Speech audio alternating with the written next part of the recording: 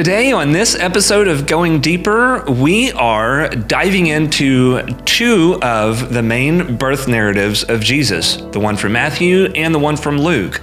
We've got some interesting things that we've noticed about it, and we've got some interesting conversation to be had. I'm your host, Kyle McCaskill. I'm Becky Clark.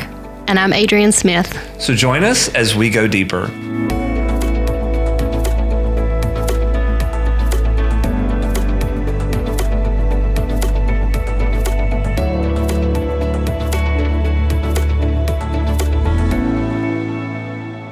Okay, welcome back to the podcast, and I'm really excited that we've got you, Adrienne, here today. I'm excited to be here. Yeah, a new face, a new voice to enter your thoughts into this thing that we call the Going Deeper podcast. But I think it's kind of appropriate as we see ourselves where we are specifically this week in the podcast schedule, because in just a couple of weeks, we begin the season of Lent. Mm-hmm. And so we're working our way up to that pretty quickly in these readings. And I just like that we're right here, right now, talking about the birth of Jesus. Yes, Advent was a month and a half ago. Christmas was a month and a half ago. That's all fine and dandy, but we're here. We're starting the story fresh and new. And there's some really interesting things as you read back and forth the passages for this week. I bet you're going to notice some things about the birth narratives in these two gospels. So yeah, I just want to know y'all's thoughts on that. Well, we should start with Adrienne. She's our newbie in the podcast. Mm-hmm. So she's got a ton of notes, y'all. She does have a ton of notes, which I'm really excited about. I did my homework. So we'll let you start. Maybe we'll go through some of your questions and thoughts over there, and we'll kind of see where the conversation takes us from that. Okay. So my first big question, it's kind of a big, hard one, and it kind of comes from, I'm a very logical thinker. I like things to be in order. And so when reading these passages, of course, they're different. They have different perspectives, different timelines, things like that. But what I kind of got into was when the Magi went to visit baby Jesus. Herod sent them, and it said that they went to Bethlehem. But also, at the same time, Joseph had a dream, and he was told to go to Egypt for their safety. Well, I've always heard that the Magi took probably a year or two to get to Jesus, and so I'm kind of like, okay, well, if they went to Bethlehem, but they had to flee to Egypt for their safety, what is that timeline? I mean, how does that all fall into place? Mm-hmm. And it's just very fascinating to me because those dots did not connect, and I like to connect the dots. Right. Well, and I think one thing that I like about reading plans like this, and that I really liked about last year's E100 reading plan, is it may be, to me, it helps me think of things in a new way. And one of the things that I like to think about is, yes, we like to think in this very linear way, where this happened, and this happened, this happened, and this happened. But what we might want to keep in mind is that, if you're a fan of any kind of modern television, any good series inevitably at some point is going to have a time hop in it. Mm-hmm. And I think the Bible is full of time hops. Absolutely. That are just kind of, you don't know exactly how much time took place in between this episode and that episode, but we know some time took, something happened, and there was a lot of time in between these things. And, if we get out of that mentality of thinking, okay, day one, this, day two, that, day three, this, then maybe we can, I don't know, there's room for us to I don't know, have a little more fun with the story and be a little more imaginative in a constructive way. Well, but I think the secular world has put all of it into one bag, so to say. I was telling Becky earlier, I like nativity scenes, and it puts them all there. Well, they weren't all there at the same time, really. I've got a nativity set that came with 4 wise men. I don't know. Well, they really don't know how many wise men came. I think it was a packaging mistake, but I like to say, hey, he's just the extra one. You never know. You never know. Yeah. But it's just interesting because you read about when they take him to Simeon when he was 8 days old, but then, and that was Jerusalem. So it's just fascinating. And you think about how they had to travel, and absolutely. Just when you try to put our day and time thinking to it, it's a little baffling. Oh, absolutely. And another thing that I think we should keep in mind, and of course, Becky, you and I have been to Israel, Jerusalem, Bethlehem, and Adrienne, you want to go. I'm going. Yeah, she's going. Yeah, I'm going. Yes. So, little plug, come to the Holy Land If with anybody us. else wants to come, you can. Yes, please. Because I hear they have really pretty nativity sets there. They They're do. beautiful. Have beautiful Especially in ones. Bethlehem, the olive wood nativity sets They are do have fantastic. beautiful I'm going ones. for that too. They have a goal, But, something you want to see.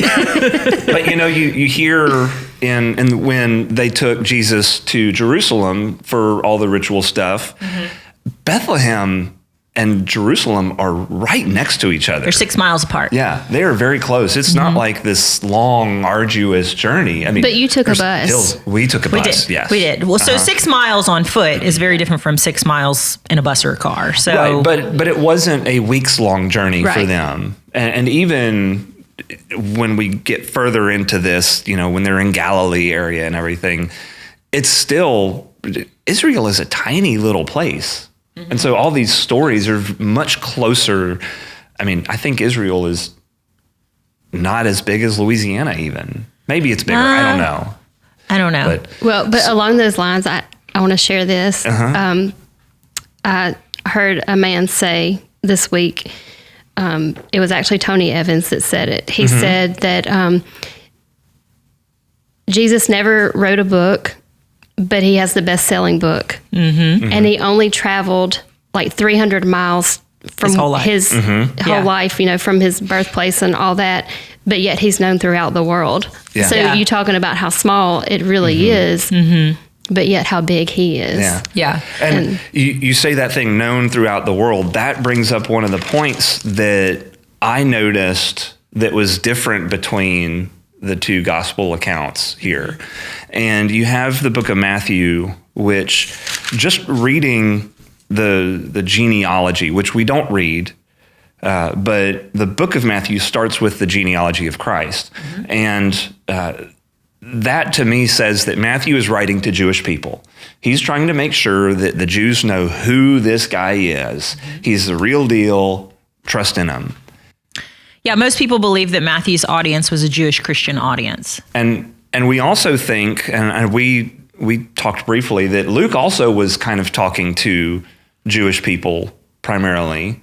Yeah. But one noticeable difference that I saw between Matthew and Luke was stressing the idea of bringing in everybody, all people, all nations. Yeah, he seems to kind of spend a lot of time in detail trying to paint the picture that Jesus is for all, and not just for a select group. And now the Israelites believed that Jesus was supposed to come, the Messiah was supposed to come to save them, and very particularly to save them from Roman power, right? That they are being stifled by the Romans. The Romans are taking their land and ruling over them and all that kind of stuff. So this Messiah was supposed to come, save them from that, free them from that, and be the king and restore their land to them. Now, when Jesus comes, really the picture is much bigger than that. It's not just for a small group of people. It's for the whole world, the whole nation. The the Gentiles become a part of that. The more than Israel becomes the land, the world becomes the land, which is a great quote that you had from Tony Evans about the fact that his book is known by everyone, and he is known by all the nations, because that's the point, right? That's what Jesus is supposed to, that's why he came, is to be known by all the nations. So Luke is trying to paint a bigger picture for all of creation to be saved. And Matthew is spending more time kind of addressing Jewish Christians and taking care of the situation between how to reconcile what the Jews thought with this kind of new way of thinking in regard to, yes, he's come for the Jews, but he's come for all. And that was a struggle for the Jewish people. So Matthew addresses that differently. And interestingly, these are the only Gospels of the four that address birth narrative of Jesus. John starts with the light, and then he moves into talking about John and Jesus and the beginning of ministry. And then Mark kind of really jumps straight ahead and kind of gets right into the meat really early on. Yeah. So we have two Gospel accounts that are sharing different details, but there are only two of the four that address the birth narrative. And Luke is more detailed. And we talked about that. I mean, that's what we were talking about the interesting, the details of that. And so to get back to your question of timeline, which Kyle already kind of addressed, this idea of we like to have things in order. And the intent of the authors is some extent is to give some order. But really, it's to paint a bigger picture. So Luke has details about, when you read the Luke narrative, we've got Mary and Joseph, and they're going to Bethlehem from Nazareth, and they're going for the census. And after Jesus is born in Bethlehem, they do the 8-day-old naming ceremony, which is a very Jewish custom to do. And then at 40 days old, they travel from Bethlehem to Jerusalem, Luke tells us, to do the sacrifice for the firstborn. And so we've got movement, right? And that's where Simeon and Anna come in the temple in Jerusalem. And then it tells us that Luke's gospel just kind of says after that, then they go home to Nazareth, right? Yeah. So we've got them from Nazareth to Bethlehem, Bethlehem to Jerusalem, Jerusalem back to Nazareth. And then Matthew says they go from Nazareth to Bethlehem, stay there for a while, maybe. See, the thing I told Adrian yesterday that I find kind of interesting is Herod sends the wise men to Bethlehem. He tells them, because the chief priests and the scribes, he'd called them in when the wise men came to visit him, looking for the new king. And the interesting thing about this, if you don't know this about this whole scenario about the wise men, they were believed to have been sent by Persia, which is up in Mesopotamia area. That's the part above Israel. Middle school world history. And yes, and they were sent very likely because it was custom when a new king of a country was enthroned, essentially, people from other countries would send, either they would go themselves or they would send dignitaries with gifts to recognize the new king. So you've got people from other cultures that are actually recognizing that this baby Jesus is the new king come on the scene, really even before most of the people of God notice. And so they come looking for this new king. And they go to Herod first because he's kind of ruling over the area, and Herod feels very threatened because he didn't want a new king. He calls the chief priests and he's the king, essentially. He thinks he's good. He thinks he's good. He's fine. Just a little more history for you. It is recorded that Herod killed at least 3 to 4 of his own children because he was threatened by them potentially taking over his throne, and he killed a wife. And that's not Is that Bible or is that secular history? It's secular history about what is recorded to be this particular Herod. So it's not unsurprising. And then when we have the biblical account that he goes and kills all the firstborn, he's not a nice man. He has some history and future of that. So he sends them to Beth. Well, he tells them, the scribes and the priests have said that according to prophecy, he will be born in Bethlehem. But Matthew doesn't necessarily say that they end up in Bethlehem.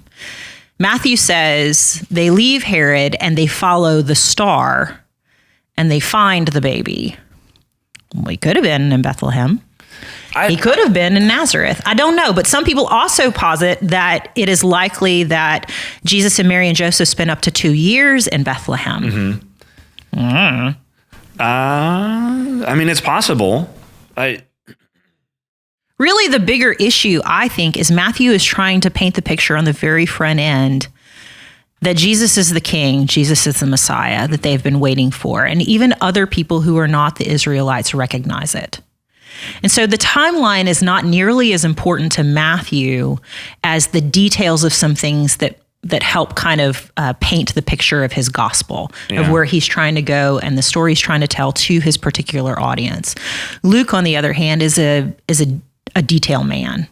And he spends a lot of his gospel kind of creating details and putting more detail than a lot of other gospel writers. When you tell the same stories, he tends to have more details to it. Yeah. That's his personality. Yeah, and I kind of feel like Matthew, being the accountant, is very regimented in rules and things like that. And so you get the lineage from him. Yeah. And then you get the reason why Joseph kept Mary and why he stayed betrothed to her. You know, because that really was breaking a rule. It was. So I guess to me, he was trying to explain why they were not following that rule. Yeah. I just found it interesting that Luke focused on Mary, Matthew focused on Joseph. Yes. And it was... Luke spends a lot of time actually focusing on women in his gospel account. He spends a lot of time kind of painting a bigger picture of the role of women within the church and within, you know, leadership and all that kind of stuff. So yeah, I think that's one of the reasons he addresses Mary and Elizabeth. Both. So he spends a lot of time on the front end talking about two significant women. Where they came from, like the origins of their relationship as well, because that builds, for Luke, he's building the story to show, again, the relationship between John and Jesus.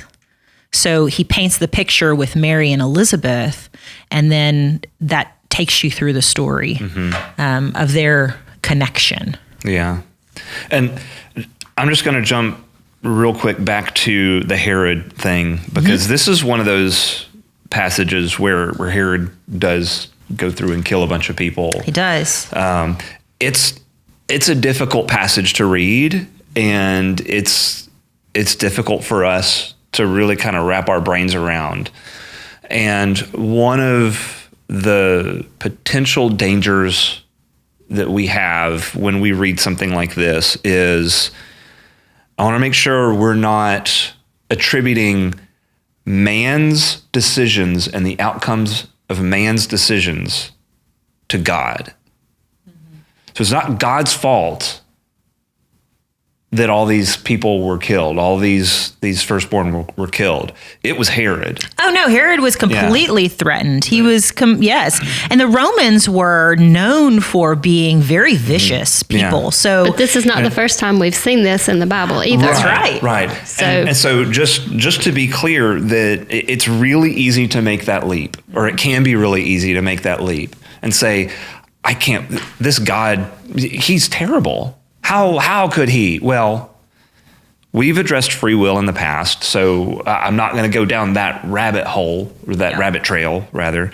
But let's just make sure as we're reading this, as you're sitting with this very heavy passage at home, you know, make sure that you're not trying to blame God for the heartache necessarily. Because the consequences of Herod's actions just don't put those on God. Yeah, I can't imagine the misery of the Israelite people as Herod went through and had babies. Yes, horrible, horrendous time. It goes to show what the Israelites were living through, even in their land, in the promised land. There was so much loss and hopelessness, which again is the point of the Messiah. It's the need for the Savior. But the other interesting parallel I think that happens, which Adrian started to allude to, is Pharaoh killed firstborn sons because he was threatened. He was scared. The Israelites had grown in number so much that he was afraid that they were going to take over. And the way that these cultures kind of worked was a threat. You remove the threat. And the way that you did that a lot of times was you decimated a group of people. And so they're in Egypt, and that happens. But what comes of that? Moses comes of that, and Moses comes to be the mouthpiece that God is going to deliver the people and bring them freedom and take them out of their oppression. Well, what happens right here with Jesus? Yes, Herod is doing a horrible thing. Where does Jesus go? He goes to Egypt, right? How funny is that? He goes and hides in Egypt, but his intent in the end is the same as was for Moses, except his is complete. His is the complete salvation, whereas Moses, for the people, could not be the complete, but it was a promise that God was going to fulfill, and he was going to save them and take them to the place of freedom, and that's what Jesus is here to do as well. The difference is that Jesus is fully God at the same time, and it gets to be fully complete for all of humanity. Well, I think the advantage we have, we know the end of the story. Right. So when we read this, and, in this joyful time, Jesus is born, but yet this still happened, I think one thing we can take from this is Jesus never promised that following him was going to be easy. And it's not always easy. Yeah. And we are going to have trials, but he's with us. Right. Emmanuel. Yes. He is with us. That's right. So, and if you out there listening and watching struggle with that notion, then I'm going to point you to a very specific video we did for Trinity Online. It was fall of last year, and Marie actually did the message for it. So I'll point you to that one if you struggle with that idea, the concept of life being easier, life being difficult, whatever. So go watch that one, and I'll put the link for that one in the description of the video and the podcast so you can find it, because it really was good. And Adrian, you bring up a really great point of that, and it just reminded me of that video that Marie did. So I'm talking off the cuff here. Well, I don't know how many questions we've gotten to that are on your multiple pages of questions. I know we don't have too much more time. Well, these really aren't questions. They were just my notes that I took from each passage. Yeah. She's got page upon page. I love the shepherds. I love that story. A book that I read, and it was actually partly written by a Messianic Jewish rabbi. So it's very fascinating to hear his point of view. And I love the shepherds just because they were the lowly people. They were stinky. They were messy. But that's who the angels went to. And this rabbi also said that it could have been that Jesus was born in one of these caves out in these fields. Yeah.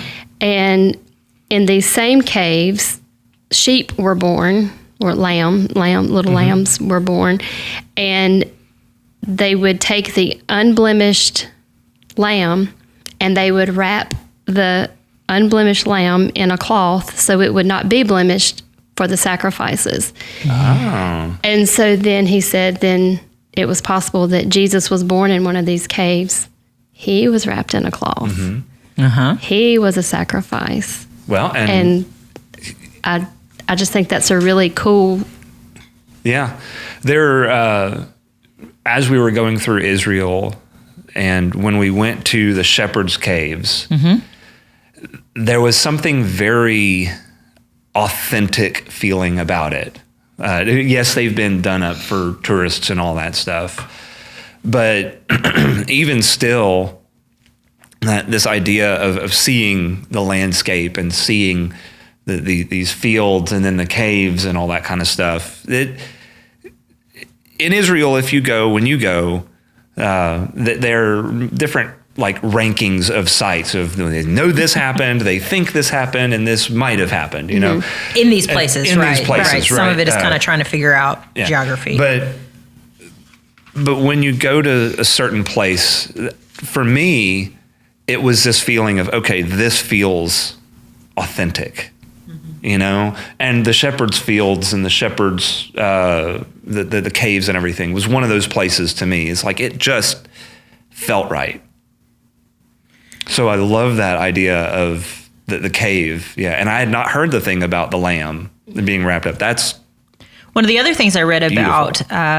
about the cloths as well is that it wasn't unusual for newborn babies for up to 2 months to be wrapped in swaddling cloth like that's been ripped up, because they believed that it helped the baby grow strong and straight. So in the sense of like the limbs would grow strong, the limbs would grow straight out and all that kind of stuff. Didn't they soak them? Was there? I don't know. I feel like there was something with... Maybe. I don't know. I don't know that detail, but maybe we'll have to do some research we'll have to about that. Look into that. So there's two kind of interesting thoughts in regard to the wrapping and the swaddling clothes. And, you know, God always uses the imagery from the very beginning of us as the sheep and he is the shepherd. And so it makes sense to kind of call the shepherds first and to make this connection between the lamb and the shepherds and Jesus and us. And when we were talking yesterday, you were even saying so many shepherds are in the lineage of Christ. They are, yes. And there's just a lot of little dots that could really be connected. Yeah. Right. And I love those moments when you're like, oh. That's really neat about that. You know, talking about Israel as well, when we went to the Shepherd's Field, there's a church that's built in one of the fields that they're guessing is the field. There's a lot of space. So anyway, it was it's very known for having the best acoustics. Do you remember this when I we do went? remember very well. People go in and they sing Christmas songs, right? That's what you want to do when you're in the Shepherd's Fields temple and everything. And it's beautiful acoustics. And honestly, what that makes me think of is when Jesus is born, it talks about how the shepherds get visited by the angels and they kind of herald in. And I can't imagine how kind of beautiful even that sound is. The glory to God of, you know, all this kind of, how cool that was. So it's kind of an echo when you go now of just this beautiful sound that the shepherds must have heard as the angels visited them to tell them that the Messiah has been born. Right, the beauty of that moment, and the heralding of heaven as that birth happened. You know. Anyway, it gives you chills. I love the shepherds too. I love the shepherds too. But it's just to me a symbol that he came for all of us. Yep. Yeah, exactly. The stinky, the ugly, That's right. And he's in a manger. He's been laying in a manger, which is where the animals ate out of. And then we talked later on in the Luke passage where when Mary and Joseph take Jesus to Jerusalem for the sacrifice of the firstborn son, the dedication of the firstborn son, they bring the poor man's sacrifice. Yeah. Now you're supposed to bring a goat, I think. Yes. I think that's what Leviticus says, is a 1-year-old goat, all this kind of stuff for the sacrifice and dedication of your firstborn son. If you don't have that, here's the poor man's version of the sacrifice. And that's what Mary and Joseph bring, is the poor man. So they don't even have the best to sacrifice at the altar for Jesus as being for Jesus, right? They have the poor man's sacrifice. I think that's important for us to think about as well, because it's almost as if God is saying, see, you have made these categories, and you have set up these signs of who's better than who, but I'm going to undo all that. Yeah. And he's like leveling the playing field here. And that's, to me, it's hard for us in our context to really understand, especially in America is a very wealthy nation. There's definitely poverty here, but we're on a much more even playing field in this country than in many other countries around the world. And so it's important for us, I think, to realize that God is coming in and saying, it's all the same. Well, he was most offended with the people of God when the people of God didn't take care of the ones who were in most need. I mean, Exactly.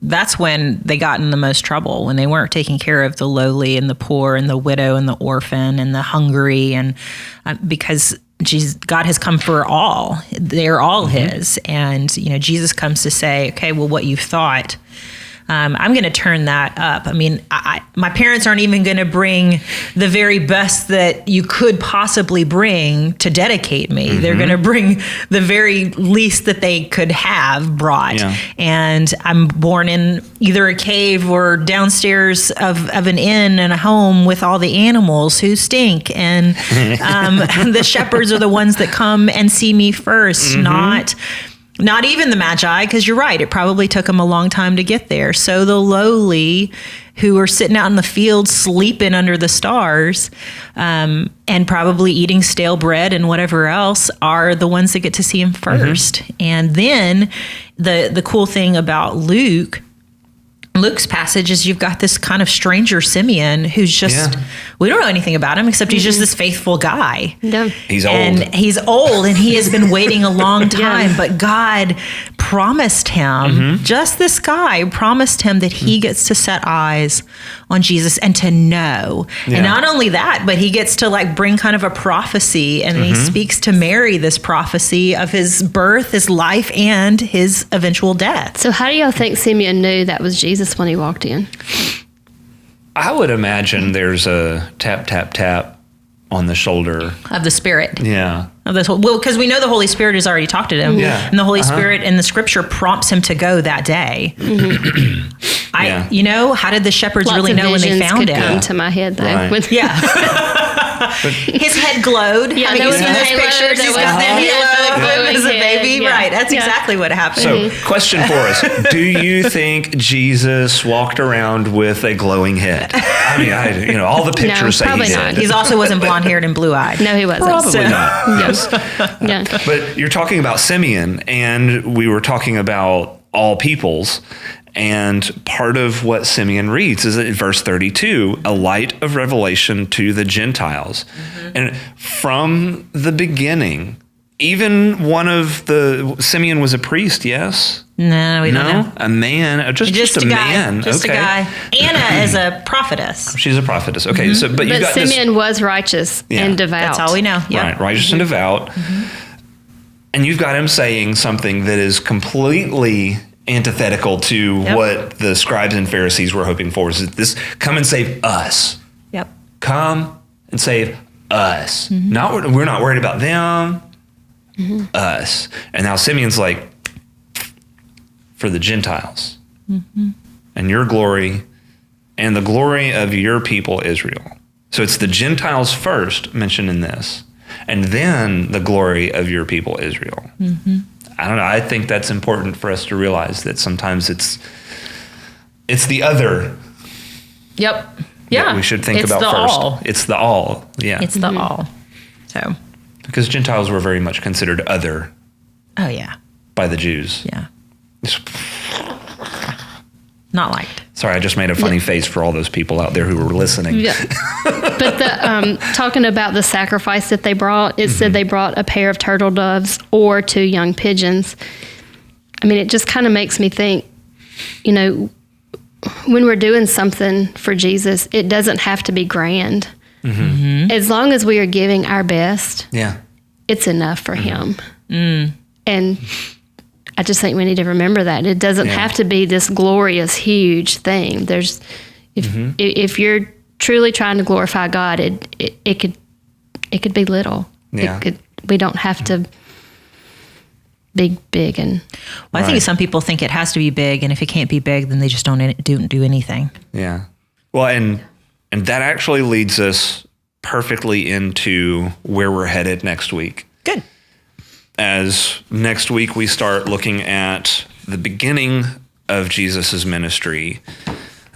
So you've got some good stuff to look forward to next week. And Every week. Yes, These are every good. week These are is good really readings. good. But just like Adrian was saying, it doesn't have to be big. It doesn't have to be grand or anything. So with that in mind, you don't have to have the most fascinating question to send to us. If you have even the smallest question about, well, what is the deal with the turtle doves, or what is the deal with this word in this scripture or whatever, tell us, ask us. Yeah. And if you have a comment, if you think we got something wrong here, or if you think there's a perspective that we're missing, please tell us, because that's the beauty of this, is not just our conversation at this table, but the larger conversation that we can have about all this stuff. Because when we start talking about the works of God, then God will start noticing the works of God, I think. So send us your questions to askgoingdeeper@gmail.com. That's my ploy every week. We really love questions. We really do. It's one of the most fun parts. We kind of joke with Doug that we want the gotcha questions, but if you just need, they don't have to be gotcha questions. They can be just clarifying questions, and that's fine. But yes, do send us your questions. Askgoingdeeper@gmail.com. You subscribe, write us a review, send us comments and all that kind of stuff. Any last words, any last thoughts before we wrap up today? We're going to have to bring you back, Adrian. I'll come back. All right. Yeah. Good. Yeah. Good. We've got space. I'm looking at my schedule, and there are still blanks on the schedule. So, yes, come back. And so give us a thumbs up to let Adrian know that you want her back. Oh dear. Y'all be kind, please. Be kind. I did enjoy, which I love researching the Bible, and I just keep sitting here thinking, I'm just going to have to come back, and we're just going to have to talk one day too, because absolutely. I love dissecting all this. It's been fun. Thanks for having me. Thanks for trusting that I would be okay. This has been great. So with that, I guess we're done for today. Do all the things that I said. Subscribe if you're on YouTube, the like button and the notification bell button. Hit all those things. And with that, I will say thanks for listening. We'll see y'all next week.